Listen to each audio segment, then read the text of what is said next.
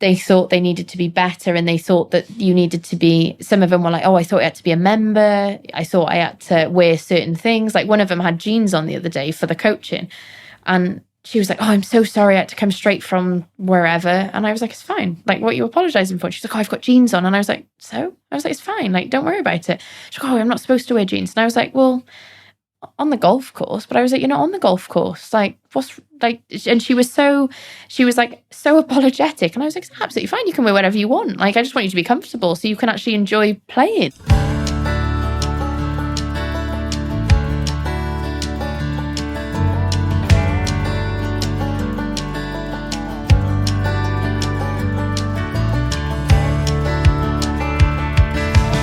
Hi and welcome to Golf Yourself Healthy, the community of golfers who are unified in their belief that golf is good for you. Welcome back to all of our long-standing GYH community members and listeners. Warm welcome also to those of you who are new to this community and podcast. I am your host, Chris Lynch. Join me and invited guests as we share stories around how golf is helping us to live happy, healthy and fulfilled lives. If you'd like to join our community, why not follow us on your podcast platform of choice? We're available these days on all the major podcast platforms, and by clicking on that follow button, it will make sure that you're notified of new episodes as soon as they drop. Do also check out our back catalogue of journal articles. The GYH journal is available at golfyourselfhealthy.com. The link to our website, to the podcast on all the podcast platforms, the links to our social media channels, the whole shooting match, all of that is available in the show notes. So do go and check that out now, during the conversation, at the end of the conversation, whenever it takes your fancy. Golf is everyone's game. That's a belief that we hold here at GYH, but it's certainly also a core belief that is held by Jordan Ryan, this week's guest.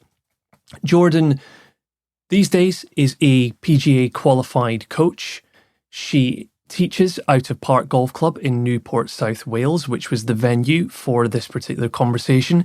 We recorded it a few months ago now, and we recorded it just a few weeks ahead of Jordan taking on the captaincy role for the Wales girls team at the Girls and Boys Home Internationals, which took place this year at Conway Golf Club in North Wales.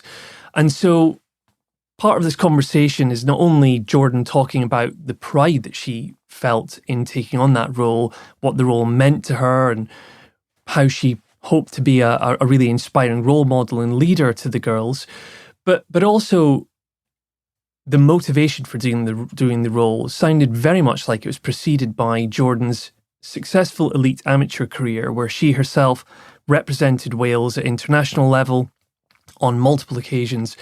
And Jordan also was previously on the LET Access Tour, which is the pathway tour to the Ladies European Tour.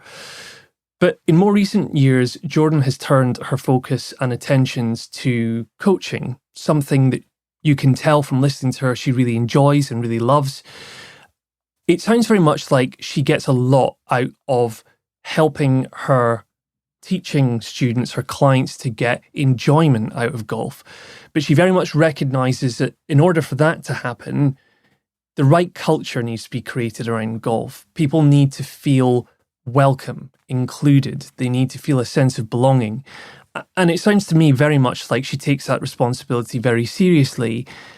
And I think it's fair to say, based on the conversation I've had with her, but also knowing plenty of other people who know and speak very highly of Jordan, it's clear that not only does she advocate for inclusivity, she role models it too. It's all well and good, I think, when people talk the talk, but Jordan certainly walks the walk as well. So it is a really great conversation. There's so much that we cover, and I am convinced that you are really going to enjoy and get a lot out of this conversation. So without any further ado, let's tee off and head over into the conversation. Jordan, welcome to the Golf Yourself Healthy podcast. Thank you very much. Let's talk about Jordan Ryan. Okay. So I'd love to know just about your beginnings in golf and kind of just take us on a bit of a potted history of your introduction to the game and kind of what the game's given you and kind of a sense of what it means to you and things. Okay. I probably got into golf a bit later than, the majority of younger ones now.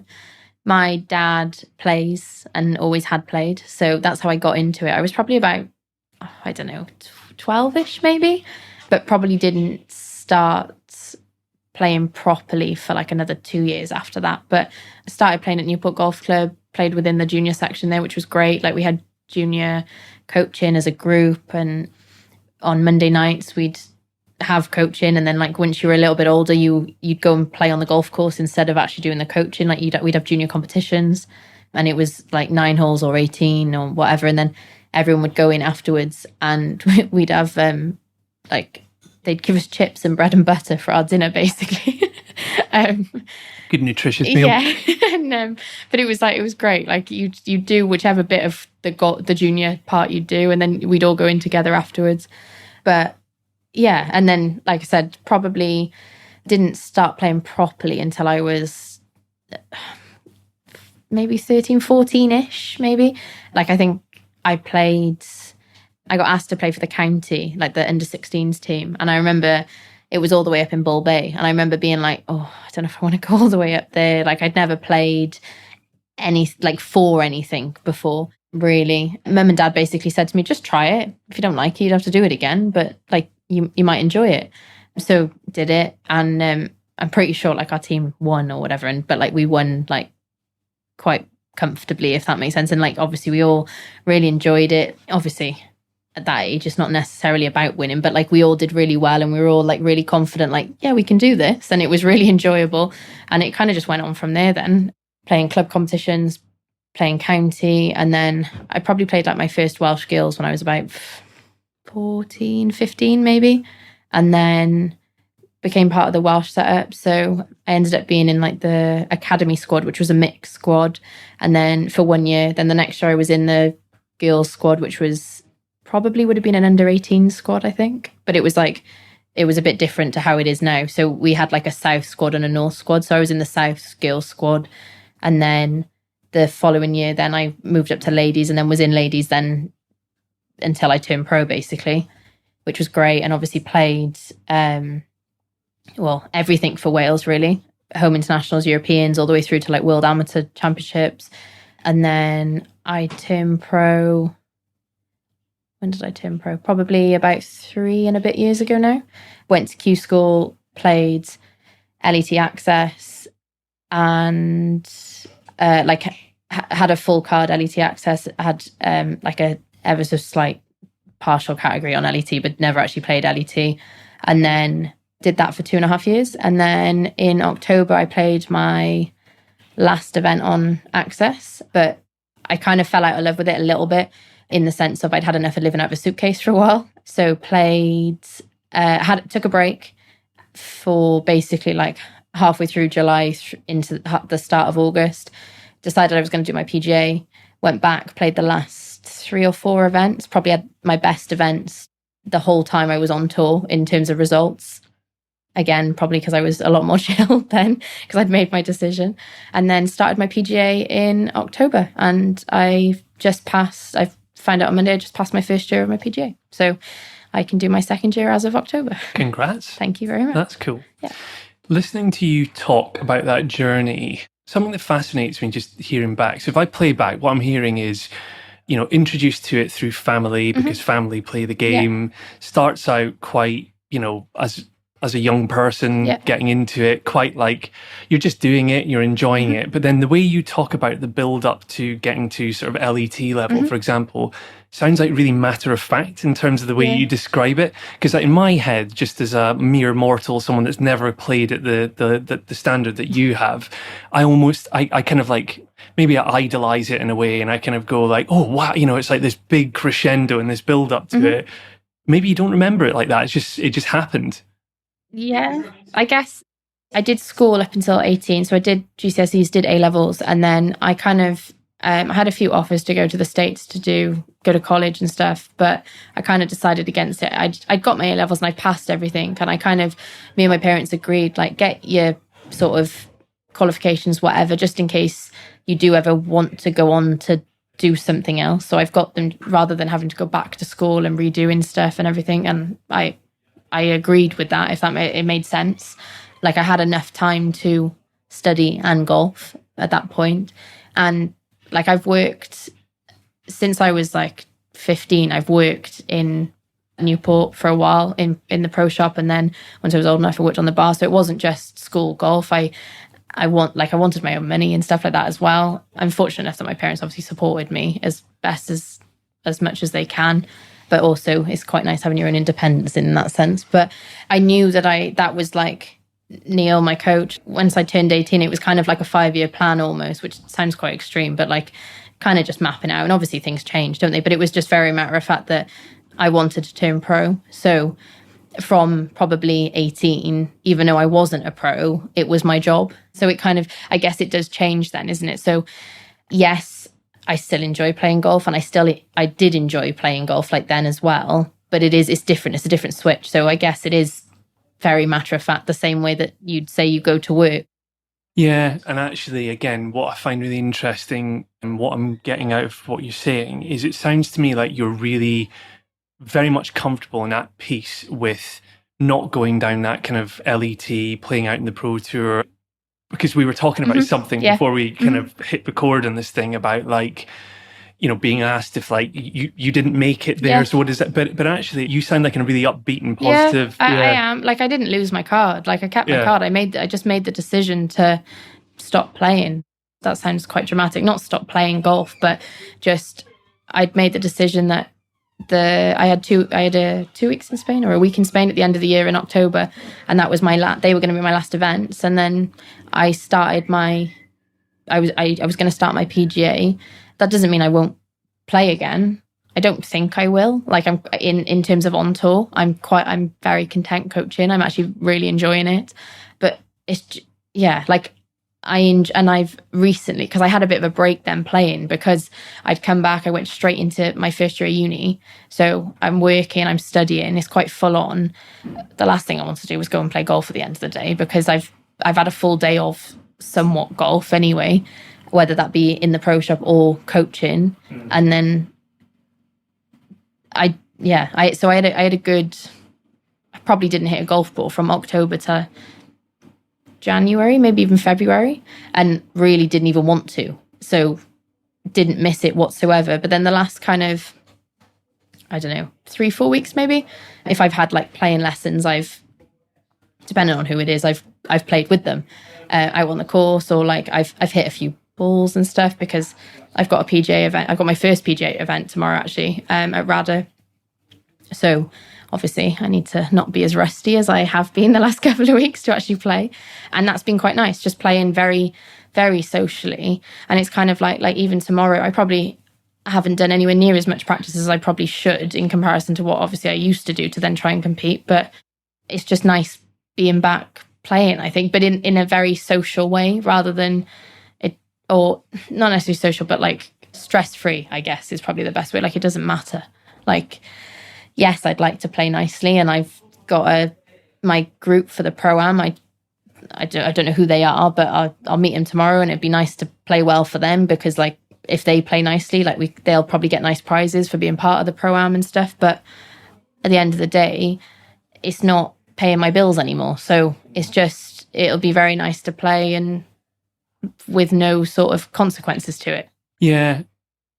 Just before we maybe go into kind of like the coaching side of what you do now, again, I get the impression, if I've heard you right, that what you did in playing LET Access has allowed you to travel around a bit, see a few different places. I mean, between the traveling and experiencing different cultures or different places, and just the general process of being involved in that side of golf, like, what kind of life lessons do you think that's all taught you? Life lessons? What, from traveling around? Well, no, just in the broad sense of whether it's the travel or just like, you know, kind of, because again, you know, the way I rightly or wrongly, the way I think about elite golf is, and this is where I get fascinated about what happens for people after they step out of that side of golf, is what are the transferable skills, if you like? Do you know what I mean? Or the life lessons that you've taken out that you can still apply in terms of as a coach now, or? I guess, well, just chill out. I guess like life's too short, isn't it? Like to worry about, like, yes, it was my job. And is it naturally intense being involved in that environment? Yeah. And I think what makes it more intense is like coming back to work in a golf club, which everyone's lovely, everyone's so supportive, and everyone cares, like if I've done well or if I haven't done well, if I've been away, they just want to know how I've got on.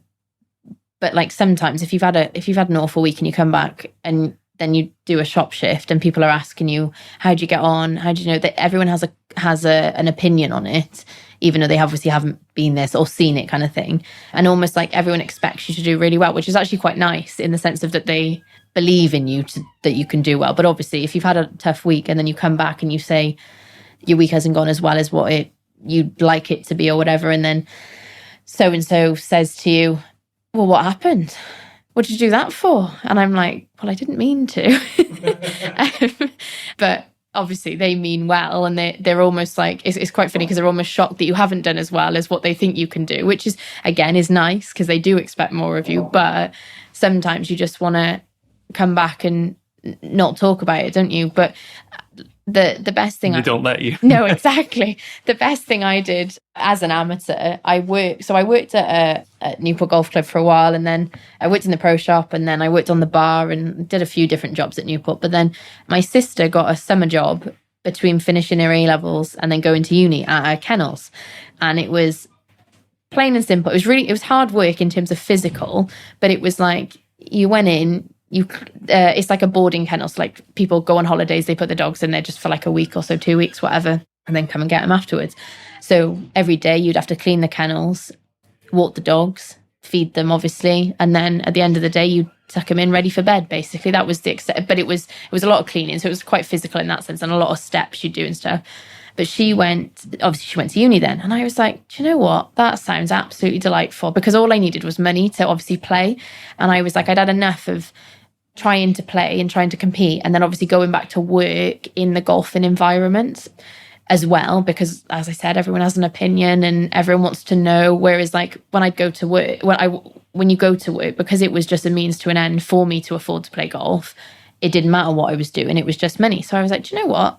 I'm going to do that. So I had her job when she went to uni, and I worked in the kennels for probably just over a year. And it was great because I could kind of pick up whatever shifts within reason, what I wanted. They were good as gold, as long as I gave them my dates in advance that I was playing a tournament this week, whatever. And it was amazing because I went to work. None of them knew anything about golf. So they might ask, like, if I'd been, I don't know, say I'd been competing in Spain, they might ask me how was Spain, but all they meant was the weather nice, and like, what did you have for food and stuff? They didn't care what I did with golf. Like, obviously if I came back and I was like, oh, I won last week, they'd be like, oh, well done, and that was the end. It was very sort of refreshing because it was like a complete switch off. It was a complete break.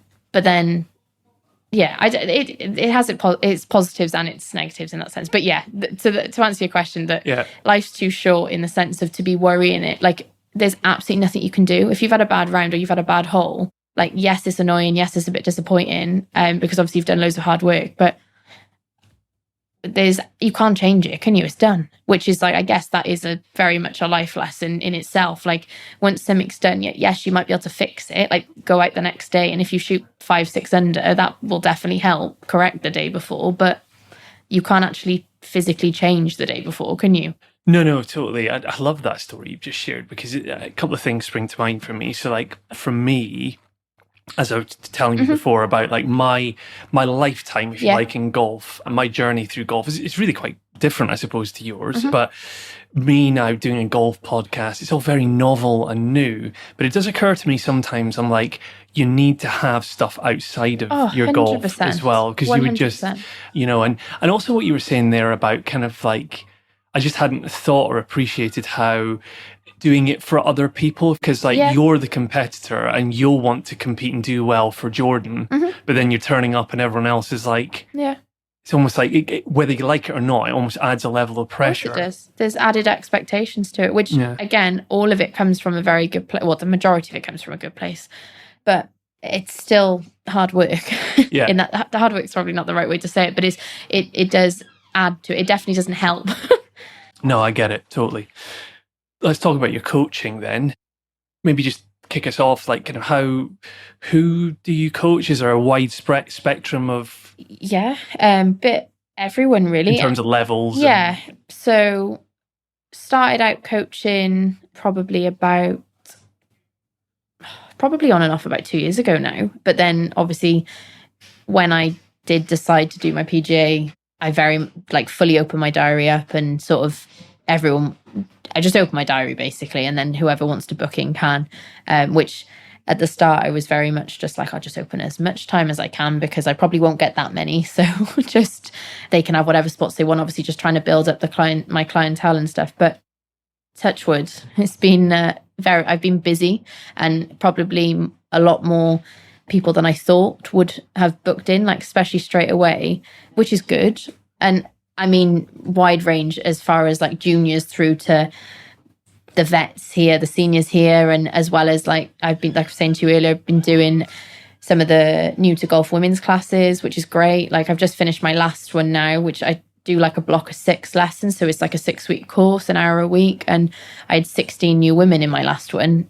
They'd never played golf before. And now all of them can absolutely hit the ball up in the air at least sort of 80 yards, I say, maybe even more, which in 6 weeks, that's amazing. They've done so well. They've all been practicing outside of the class.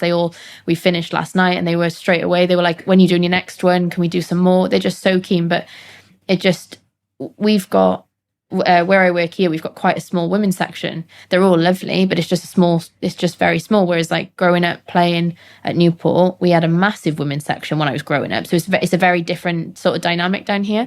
Whereas down here, even though it is quite small, everyone mixes. So all the women will play in the comps. We have club comps rather than men's comps. And there are a few women's comps, but it's the women can play in the club comps. So everyone mixes. So it's kind of, even though we have got a small section, it's almost like it's just one section.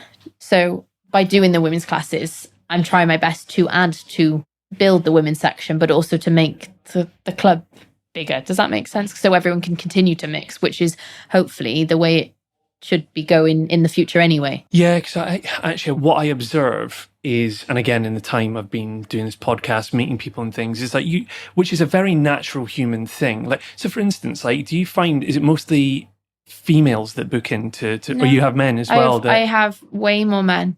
Really? Yeah, all of the women that ask for lessons that come down here will see that there's a female pro, and the majority of them will then book with me.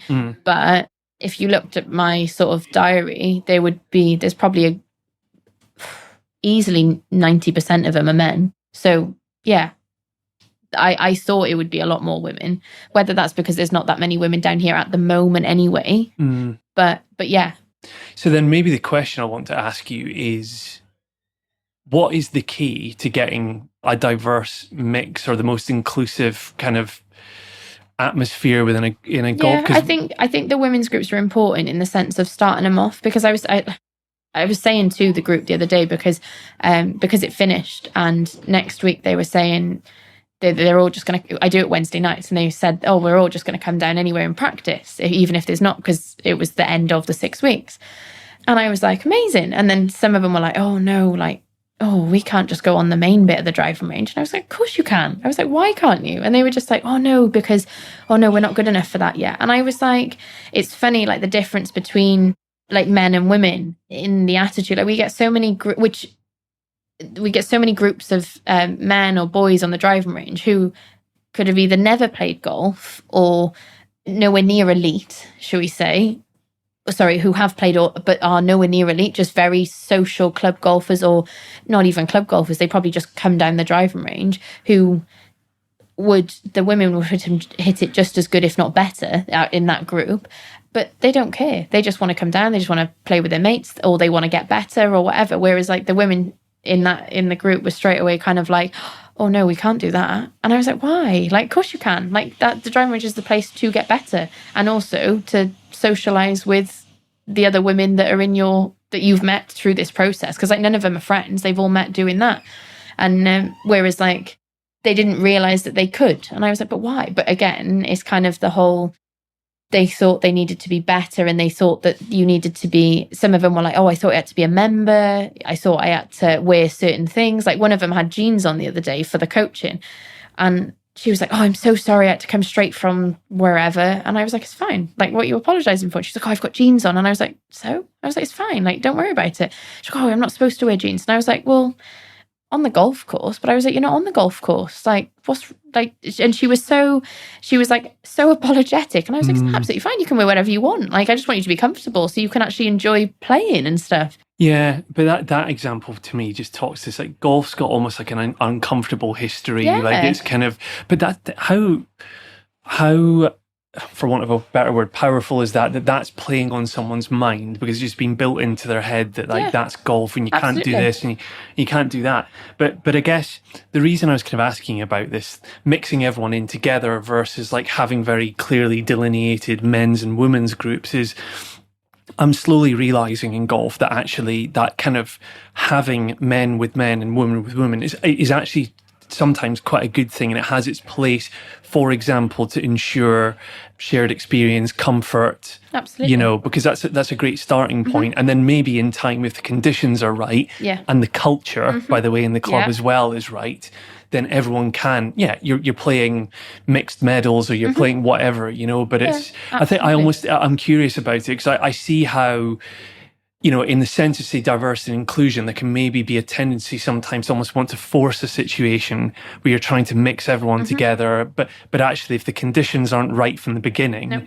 then that's not necessarily... Yeah, absolutely. Like I said, I had 16 women in that class, but I guarantee I probably wouldn't have even had half if I'd said it was a mixed beginners class, because they wouldn't have felt, some of them would have been fine, but they wouldn't have felt comfortable to come and learn a new skill when it's not just women. And that might change in the future, but for the time being, that's not where we're at in the world, which is fine. Like it could be the same for some men. If I did an all men's beginner group, I might get more than if it was a mixed class, or until they're ready, until they feel comfortable enough to do it amongst their peers to start off with.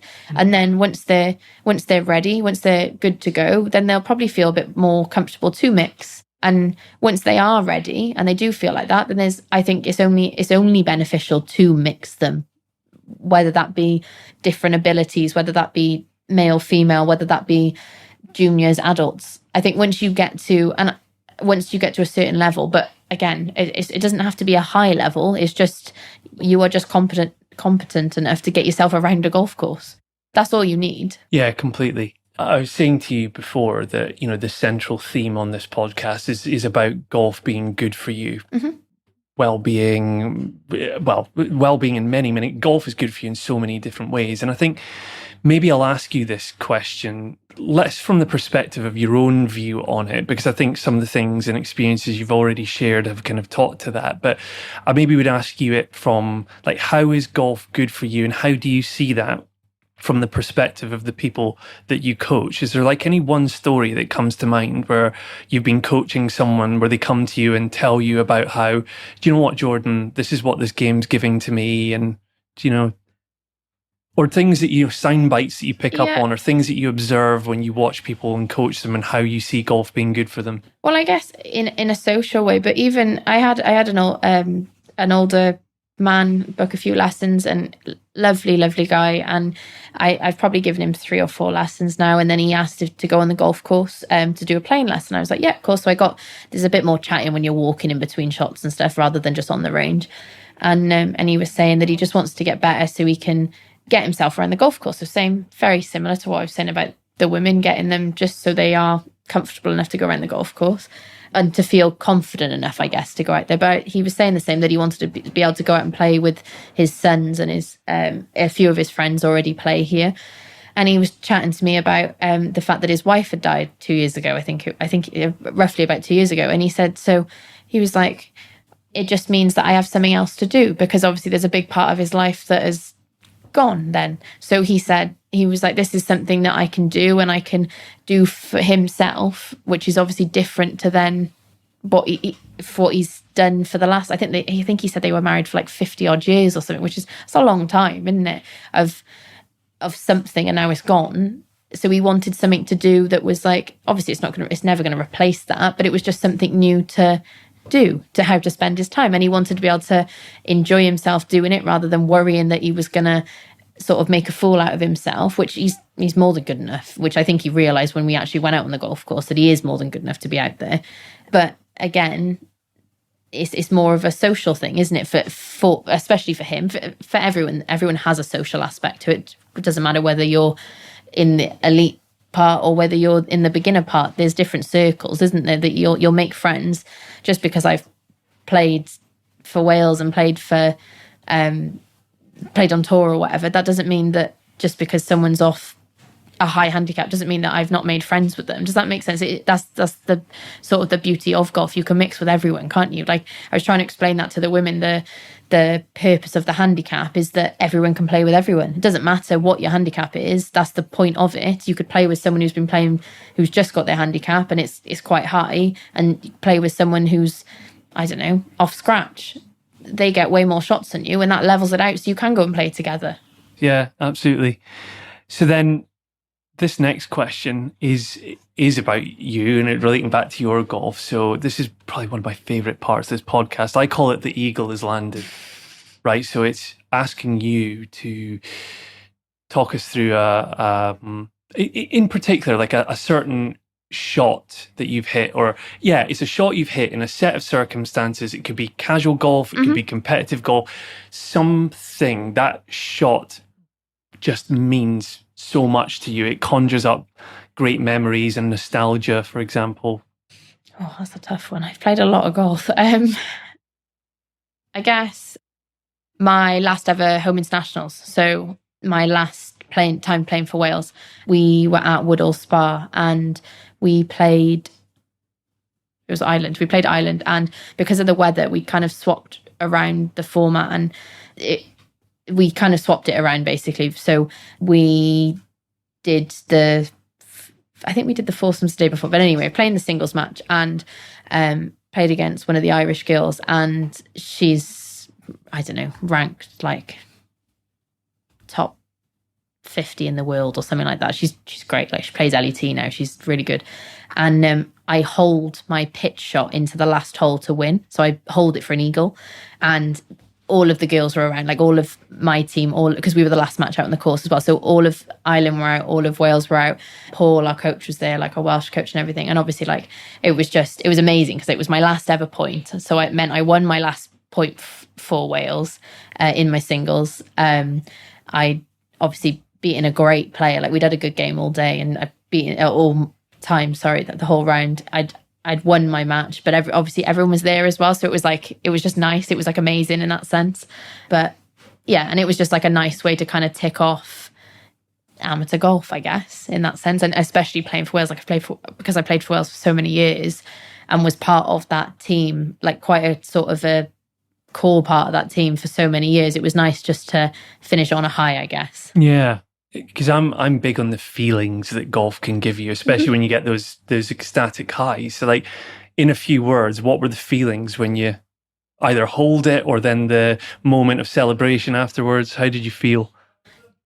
Just really, really happy, I guess. But like, it was just such an amazing feeling. I think because everyone was there, like, it was great anyway. Like, even if it's not in a match, even if you're just going out for a knock and you hold a shot, it's great, isn't it? So, but the fact that like everyone was there and everyone kind of celebrated it as well, and like very emotional as well, like afterwards, because like Paul came over afterwards and sort of gave me a big hug and said like, well done, and sort of, but also well done for like my whole sort of amateur career, if that makes sense. Was he the head of the? He was the women's coach, coach, and like just. Yeah, very emotional in the sense, because obviously it was like that was the end close of a chapter very much in your so. life. Yeah, very much so. And it was great. It was great. Emotional in a good way. I loved playing for Wales, and I'm, like I mentioned to you earlier about which I'm guessing you'll mention in a minute, about the girls' captaincy. But I'm so glad to be part of it again. Just, I know I'm not competing, but just being part of Team Wales again, I'm just really looking forward to that. Just because even though golf is an individual sport, and obviously when you play on tour, it is very individual. Don't get me wrong, I had a great group of girls that I travelled with. I guess in some way you are like a little team then, because, well, you literally spend the whole summer with them. Like, you live with them for the whole summer, country to country.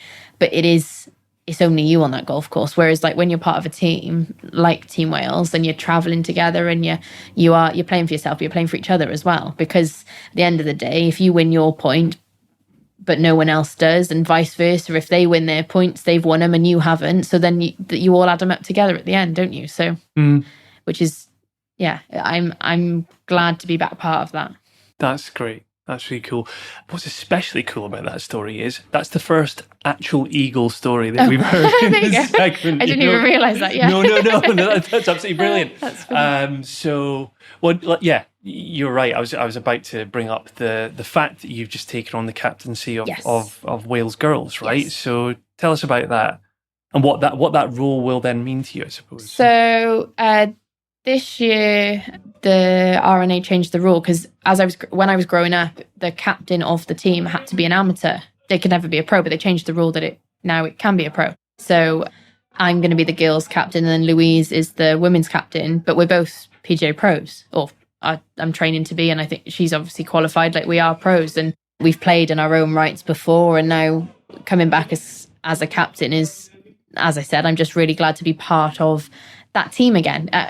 As I said, I'm not playing, but the captain is still a vital part of it in that sense, like, as well as the coach. And I think Paul's going to be on that trip. I think it is anyway. But yeah, I'm just really looking forward to being part of it. And we've got home internationals at the start of August, which will be up in Conway for the girls team, which is the under-18s team.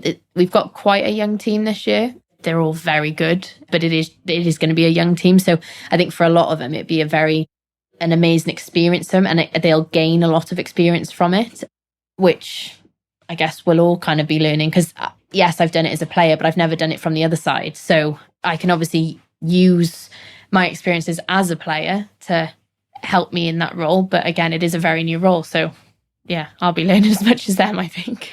Yeah, no, it's. I'm sure it'll be a fantastic experience for you. And like I said, if my advice helps in any possible way, it's to your team, which is hit it straight, keep it in the fairway, because the rough there is so hard there at the moment. So keep it in play. Yeah, and like I said, I was telling you before, I did the community golf instructor training there, and I played Conway with Ross Bebbington, who's the pro there, and I've given him the nickname Ross the Radar Bebbington, because I've never seen someone to be able to ball spot. I mean, I spray it off the tee at the best of times, but he found it every single place. So if he's not in the pro shop that day, then I'm sure he'll be a ball spotter for the team. I think it's a skill in itself, isn't it? Spotting people's shots.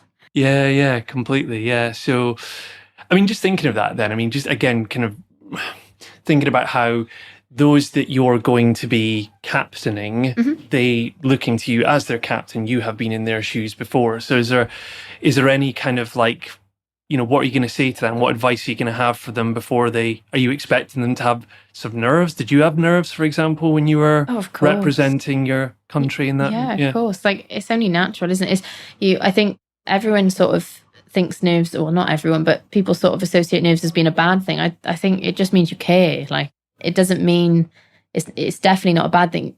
It's how you kind of use that to then sort of channel a good outcome, I guess. Like, if you can kind of focus on, they've all played, like, whoever's in the team, they've obviously all had good results this year to obviously get themselves in the team. So and people are all very different, so they all need to kind of do whatever makes them individually play their best golf, whether that might be the same as someone else, but if it's not, and they need to do something else, whether that's going to bed at 9 o'clock, whatever it is, like have an early night, or whether someone doesn't like to go to bed early and someone likes to get up really early, or vice versa, or someone likes to practice for hours after their round and someone doesn't. Like, if someone just likes to do a few little checks and then they feel ready for the next day, just do what you want to do within reason, obviously. But as I said, they've obviously done their own things leading up to this to get picked. So just kind of stick to what they know and what they know makes them play their best golf, I guess. And are you sort of saying that maybe partly from the perspective of having been captain before, and that's maybe what was said on to you, so you've kind of got another leadership example as well as kind of... Yes and no. I think more in the sense of I've been in teams where people think they need to do everything.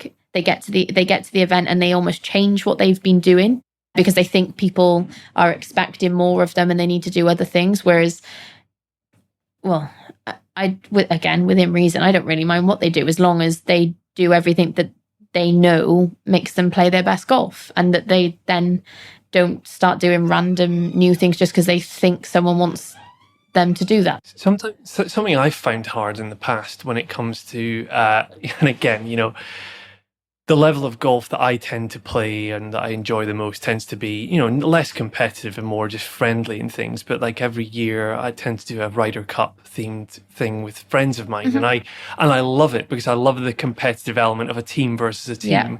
But the interesting thing I find is that I actually, and you hear a lot of pros talk about this in terms of the Ryder Cup or maybe the Solheim Cup as well, for example, say, is one of the few times in a year where the dynamic changes because you're an individual competitor for most of the year going into a team. And I just, I kind of, I'm not comparing myself to a professional golfer. Just humor me for a second here. But it's like when I find myself in that environment, or even when I'm just like, I extend being a team player to actually helping someone else find their ball or whatever. I don't know. I'm so involved in my own process sometimes. So yeah, but that's what I mean in the sense that people are different. Yeah. Like, to play your best, it might even be that you just need to be a little bit selfish. To play your best golf, you can't worry about everyone else whilst you're doing your warm-up or whilst you're doing your after-round practice or even whilst you're playing your game. Once you've done everything, then you can go and, I don't know, help someone do whatever. But when you're, whatever you need to do, whatever makes you play your best golf, obviously not at the detriment of someone else, but like you said, if that means that you need to focus and concentrate, yes, help them look for their ball because that's just being a decent human. But do you know what I mean? You don't have to then go over the top. Note to self: I'll do that more often for my playing partners. Yeah, so. That's just like but that's just sort of general etiquette, isn't it? But yeah, you don't need to. You shouldn't sort of change how you normally behave just for 4 days out of the year. Because you're now part of a team. Do what got you here in the first place. Absolutely, yeah. Essentially, absolutely. Yeah. Play to your strengths kind of thing. Yeah, definitely. Nice one. Just maybe one of the final kind of sections or segments I like to bring up and then pass it over to you if there was anything you wanted to, whether it's ask me or bring up that I haven't asked you about. But it's this cut it out piece I was telling you about before. Yeah. So if there was anything at all that you could change about golf, what would it be? Oh, I think, we kind of touched on it earlier when I was saying, I don't know if it was when we were recording or before when we were talking, but in terms of having, I think, I was going to say not have a dress code. I think you should have a dress code in the sense of you should look reasonably smart, but I don't think it should be as strict as it is. Like if you've got sports clothes on, you're playing a sport, like that's absolutely fine, isn't it? Like shorts and a t-shirt to go and play sport. No other sport are you going to get told, absolutely not. You haven't got a collar, you haven't got your shirt tucked in, you can't play. I think as long as you're respecting the golf course and you're not obviously not sort of damaging things and stuff, what harm is it? It's going to get more people into playing. It's going to get more people to feel a lot more relaxed. Like my women's class, I've said to them, we're on the driving range, you can wear whatever you want as long as you're comfy. You're not going to be worrying about what you're wearing. You're going to be focused on playing golf, which is that's the idea of it, isn't it? Getting more people to play and get more people to enjoy it, whereas and trying to get away from the sort of misconception, I guess, to a certain extent, that it's stuffy and it's elitist, and yes, it absolutely was. But my experience, especially being at the Park Golf Club, is not that. It's very chilled down here. Everyone is welcome, and they very much stand by that. Like my bosses and the owners are very much, as long as you respect our sort of facility, you can sort of, whoever wants to come down can, which I think it should be. So this is a good, let's maybe dive into this a bit more, because I've got a theory on why somewhere like Park Golf Club is better able to and is better delivering on some of these things. But why do you think this place is doing that well compared with? I think they're very forward thinking, and by no means we perfect down here, or I say we, not that I make decisions down here, but as in my bosses and the owners, and we don't get everything right, but I think their heart's in the right place. So, and they are very forward thinking. They want to encourage more people to be here. They want more people to be involved. We're all golfers down here for a start. Everyone's played golf rather than just sort of coming at it from a business mind. So we've all loved it or love it, have loved it or still love it at some points in your life or currently. So getting people in, sort of, obviously, if more people play golf, I get that they're going to make more money.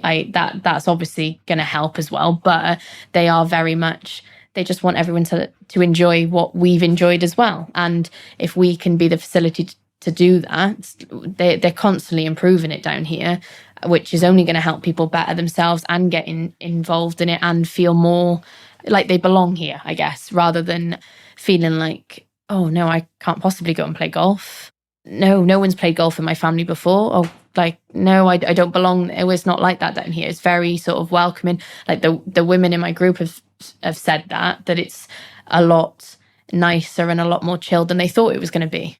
Yeah, I'm with you in all of that, really. And I think my theory is a proprietor-owned golf club like this one is versus a members-run golf club is the big difference here. Like you know, and as we've been talking about beforehand, having spent time on a board at a members-run golf club, it just instantly changes the dynamics because everyone has an opinion, and unfortunately, depending on who you are as a member, that opinion seems to carry more weight than it does if you're a different member, and it becomes very, very difficult to make progress because certain people will dig their heels in and things. But I think something you said there makes me think back to at that time that I was on the board there. There was a webinar that was delivered by Wales Golf where the lady's name escapes me now, but she's an expert in diversity and inclusion, for example, in golf, in sport, I think, and working with sporting organisations and governing bodies. And there was a line that she used in there, which ties to something you just said, Jordan, about how it sounds almost a bit cynical and clinical when you say it, but it's diversity and inclusion is actually good for business. Of course it is. And I think when you've got the marriage of, I say that without, I don't know who the owner here is, but in a general sense of when you're an entrepreneur, when you marry that up with, business sense with personal values of making a difference and societal impact and things. I think, for instance, something that jumps off to me is how you personally, as well as the club, has welcomed in, Muslim golfers and doing the Ramadan. Do you want to talk about that a little bit? Yeah. We did night golf throughout sort of the month of Ramadan. So 4 Friday nights we had.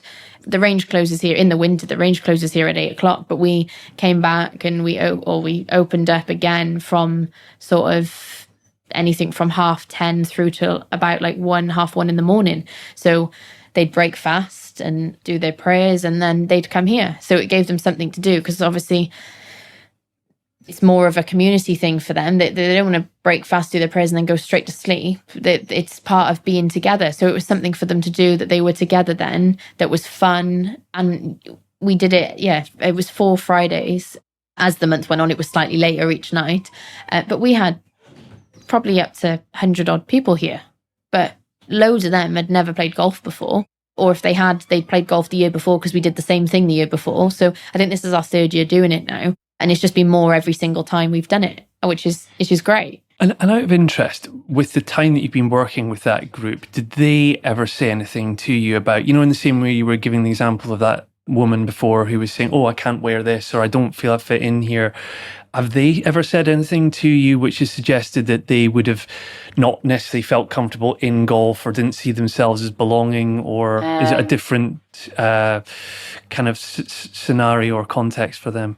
not necessarily that they don't belong, but I think they just kind of, because it's such a community for them. And if I kind of got the impression that if sort of their mum and dad hadn't done it or their grandparents hadn't done it, then they just thought that they didn't do it. They would never do it. It wouldn't appear on their radar, essentially. Absolutely. Yeah, so not necessarily that they couldn't do it, but it was just never a thought that they would do it. Whereas like we did, myself and Joe were the coaches for the night, and we had like the volunteers from Wales Golf come down, or the staff from Wales Golf come down and obviously help out. But I say, me and Joe, I'll use that in a loose term. Yes, we helped them, but it was more just sort of getting them started, like just so they could try it. And some of them were great. Like in terms of just basic hand-eye coordination, they could all hit the ball pretty much. And even like there was lots of young kids in there, as well as all the way up to sort of older sort of guys, I guess, but had never done it before. But again, not because they didn't, I don't necessarily think they couldn't, but they'd never had the opportunity to do it. It's probably a better way to put it. Yeah. Whereas it was free for them. They could do whatever they wanted within reason. Obviously they could try little bits. I mean, yeah. And it was great. It was great for us, and they seemed to enjoy it. They kept coming back every week. So yeah, completely. And I think it's very encouraging that there's activities like that happening. I think it says a lot for this golf club that they're sort of taking a lead on these things. Yeah. I think the short game area here as well is very, very good. Yeah. It's held up as Absolutely. Again, in the time that I've been working with colleagues in Wales Golf and things, and how when they launched that, however long ago it was, because I don't know. I mean, you've probably travelled around more of Wales than I have playing golf, but at least in mid Wales where I am, there's very, very few places that have really good short game facilities. And what's the stat about how many of your shots get played within the short game? Well, exactly. Yeah, if you think about it, it's we had it got built in COVID times. Actually, they did a lot of improvements here throughout COVID. I guess they kind of took the opportunity that they could, because obviously no one was here, to develop everything, and that got built in COVID then, with sort of in partnership with Wales Golf, because it's an all-inclusive short game area. So there's wheelchair access, there's like the bunkers on the one side, it's like a gradual slope, so everyone can get into it. You don't have to step down into it. And same with the green. Obviously, everyone can access it basically. So it's great. Like I don't think I've never come across a facility like it. And because it's all weather as well, and it's floodlit, so what's not to like? Absolutely, yeah. And it's £150 a year for a membership of the short game area as well, which I think is, and you get discount on the range with that and everything. So yeah, it's yeah, totally. No, it's really good. Cool. Well, I think I'm pretty much done with my line of questioning, Jordan. So anything you would like to share or talk about or ask or whatever before we wrap it up? I don't think so. I think you've covered everything, really, haven't you? Just thank you for having me, I guess. Thank you for agreeing to it. That's absolutely fine. It's been great. I think the opportunities where I can meet people in person where they are and have the conversation always yields a much richer conversation, I think, as well. So thank you very much. Thank you. I hope you enjoyed today's episode. Do remember to follow us on your podcast platform of choice. And if you would like to get in touch with the show, you can email me. My email address is in the show notes. Or alternatively, if you listen on Spotify, for example, you can use the comments feature to drop a few words about what you liked about this episode, or what you like about the show, or indeed any feedback or ideas for future episodes. But until the next time, remember to always embrace the rough and forever cherish the fairway.